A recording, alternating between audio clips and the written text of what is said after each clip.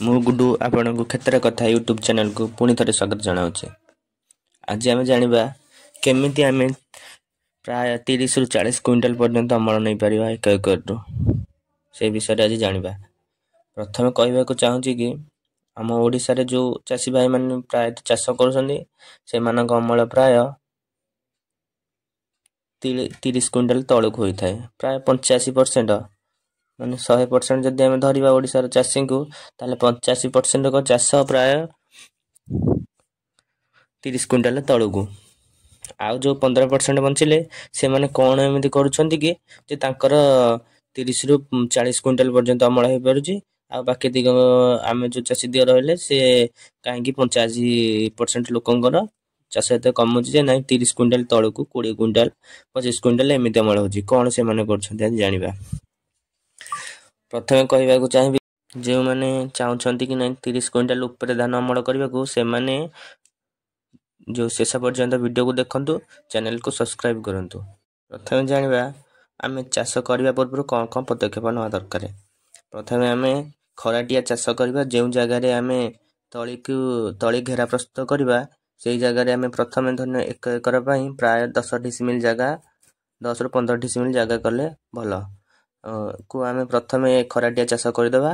ତାପରେ ଆମର ଯେତେବେଳେ ବର୍ଷା ଟିକେ ଆରମ୍ଭ ହେବ, ସେତେବେଳେ ଆମେ ରୋଟର ସାହାଯ୍ୟରେ ତାକୁ ପୁରା ଗୁଣ୍ଡ କରିଦେବା। ସେଇ ମାଟିଟାକୁ ପୁରା ଗୁଣ୍ଡ କରିକି ମାଟିଟାକୁ ପୁରା ସଫ୍ଟ କରିଦେବା। ତାପରେ ମାଟିଟାକୁ ଆମେ ପ୍ରାୟ 2ରୁ 3 କୁଇଣ୍ଟାଲ ଖତ ଆମେ ସେଠାରେ ଲଗାଇବା। ଆଉ ଖତ ଲଗାଇଲା ପରେ ଖତଟାକୁ ଭଲ ଭାବରେ ମିଶାଇ ଦେବା।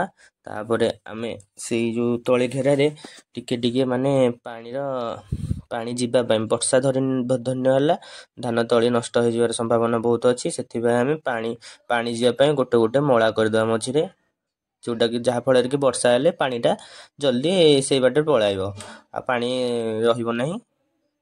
ତାପରେ ସେଇଠି ମଳା କରିଦେଇକି ଗୋଟେ 2-3 ଫୁଟ ବ୍ୟବଧାନରେ ଗୋଟେ କରିକି ମଳା କରିଦେବା, ଭଲ ସୁବିଧା ହେବ।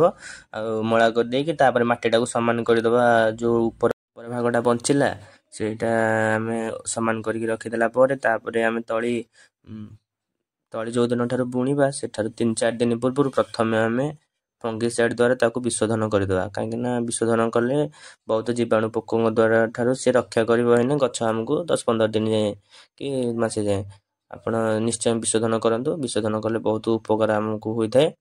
ଆପଣ ଯେମିତିକି ଆସୁଛି ବାଭିଷ୍ଟିନ୍, ସାଫ୍, ଇଫ୍କୋ କମ୍ପାନୀର ବି ଆସୁଛି, ଆପଣ ସେଇଟା ନେଇକି କରିପାରିବେ ବିଶୋଧନ କଲା ପରେ ଆପଣ ତାକୁ ଅଧଘଣ୍ଟା କି ଘଣ୍ଟାଏ ଶୁଖାଇ ଦିଅନ୍ତୁ। ତାପରେ ଆପଣ ତାକୁ ଭିଜେଇ ଦିଅନ୍ତୁ ପାଣିରେ ଭିଜେଇଲା ପରେ ପ୍ରାୟ 24ରୁ 36 ଘଣ୍ଟା ପରେ ତାକୁ ପାଣିରୁ କାଢ଼ି ଛାଣି ଆମେ ଏକ ଝୋଟ ବସ୍ତାରେ ପୁରାଇ ତାକୁ ରଖିଦେବା। ରଖିଲା ପରେ ତା ପ୍ରାୟ 36 ଘଣ୍ଟାରେ ଆସିଯାଇଥାଏ ଗଜା ଆସିଲା ପରେ ଆପଣ ନେଇକି ତାକୁ 2-3 ଘଣ୍ଟା ପୂର୍ବରୁ ଆପଣ ସେଇ ଯେଉଁ ତଳି ଘେରା ପ୍ରସ୍ତୁତ କରିଦେଇଥିବେ ସେଠାରେ ଆପଣ ଟିକେ DAP ପକାଇ ଦେଇଥିବେ। DAP ପକାଇଲେ ଭଲ ଆମକୁ ସାର ମିଳିଯାଏ। କାହିଁକି 2-3 ଘଣ୍ଟା ପୂର୍ବରୁ ପକାଇ, କାହିଁକିନା ସେ ଭିଜିଯାଏ ସେତେବେଳକୁ ଆମ ତଳି ଘେରା ପ୍ରସ୍ତୁତ ହୋଇଯାଇଥାଏ ସାରରେ।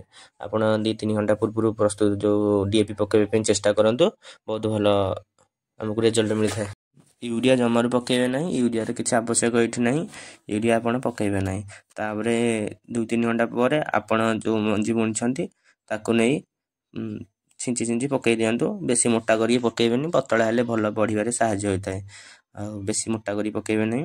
ପକାଇଲା ପରେ ଆପଣ ଚାହିଁଲେ ପତଳା ପଙ୍କ ମାଟିରେ ଘୋରେଇ ପାରିବେ, କିମ୍ବା ସେମିତି ଛାଡ଼ି ଦେଇ ଜଗନ୍ତୁ ଆପଣ। କାହିଁକିନା କାଉ ପାରାଙ୍କ ଦ୍ୱାରା ଆପଣଙ୍କ ଧାନ ନଷ୍ଟ କରିଦିଅନ୍ତି ବହୁତ। ଆପଣ କାଉ ପାରାଙ୍କଠୁ ବଞ୍ଚିବା ପାଇଁ ଜଗନ୍ତୁ। ଆଉ ତାପରେ ଧାନ ଉଠିଲା ପରେ ବେଶୀ ଦିନ 15-20 ଦିନ ପରେ ଆପଣ ରୋଇବାକୁ ଚେଷ୍ଟା କରନ୍ତୁ। କାହିଁକିନା ଯେତେ ଜଲ୍ଦି ଆପଣ ରୋଇବେ ସେତେ ଅଧିକ ପିଲ ଆପଣଙ୍କୁ ଦେଖିବାକୁ ମିଳିବ। ବେଶୀ ଡେରି କରନ୍ତୁ ନାହିଁ। ଯେତେ ଜଲ୍ଦି ରୋଇବେ ଯେତେ ଜଲ୍ଦି ରୋଇପାରିବେ ସେତେ ଜଲ୍ଦି ରୁଅନ୍ତୁ। ବହୁତ ଭଲ ପିଲ ଆସିଥାଏ। ବହୁତ ପିଲ ଆସିଲେ ସେଇ ଅନୁସାରେ ଧାନ ବି ବଢ଼ିଥାଏ। ଆପଣ ରୋଇବାକୁ ଚେଷ୍ଟା କରନ୍ତୁ। ଆଉ ସାର ପିଡ଼ିଆ ମଧ୍ୟ ଟାଇମ୍ରେ ଦିଅନ୍ତୁ। ଗୋଟେ ଧାନ ତଳି ରୋଇବା ପୂର୍ବରୁ ଆପଣ ଦେଇପାରିବେ।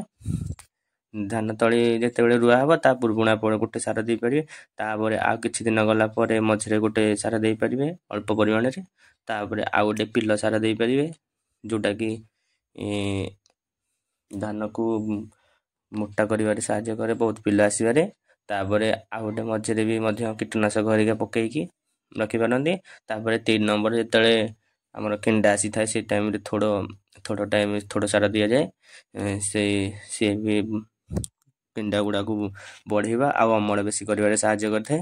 3 ନମ୍ବର ସାର ମୁଖ୍ୟତଃ ତିନୋଟି ବଡ଼ ବହୁତ ପରିମାଣରେ ସାର ଦିଆଯାଏ। ତାପରେ ଆଉ କିଛିଟା ଛୋଟ ଛୋଟ ପରିମାଣରେ 3ଟି ସାର ମଧ୍ୟ ଦିଆଯାଇଥାଏ। ଆପଣ ଏମିତି ଫଲୋ କରନ୍ତୁ।